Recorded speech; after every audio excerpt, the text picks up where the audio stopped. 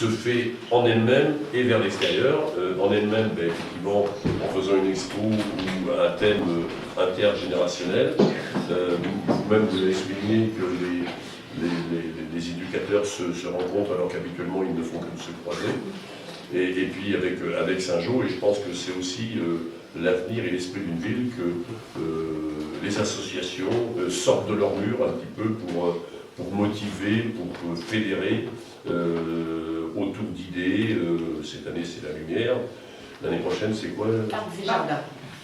Parc et jardin. Ce sera peut-être plus difficile pour les peintures. Ah non, ça dépend. Ah oui, ça peut être, oui, d'accord. Ouais. Très bien. Donc, et puis surtout, notre présence ici, élus, c'est pour remercier les responsables de l'association. On sait trop, effectivement, qu'il n'est pas toujours facile, de trouver un président, de le maintenir ou de le soutenir pour diriger, effectivement, une association. Il y a toujours, à Bressuire, c'est un bien, beaucoup de bénévoles, beaucoup de gens qui sont passionnés, mais quelquefois, pour faire émerger quelqu'un pour prendre la tête, il en faut toujours un. C'est toujours un peu difficile. Donc, Président, merci, bonne chance, et puis un grand remerciement à tous les bénévoles et les professionnels donc, de la poterie de Saint-Pancher.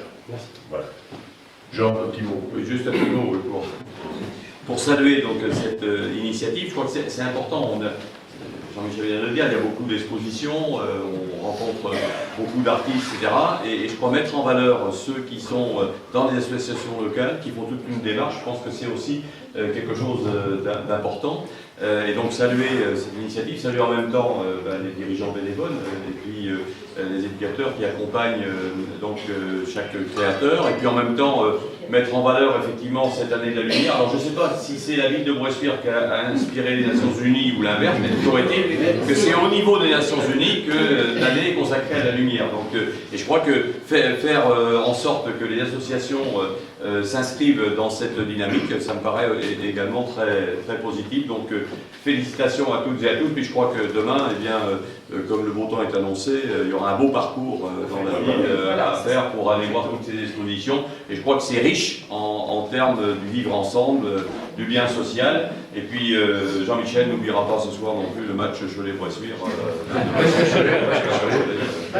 Donc voilà, donc il y a de quoi faire. Moi, les gens ne s'ennuieront pas au cours de ce week-end, ni les élus d'ailleurs. Merci.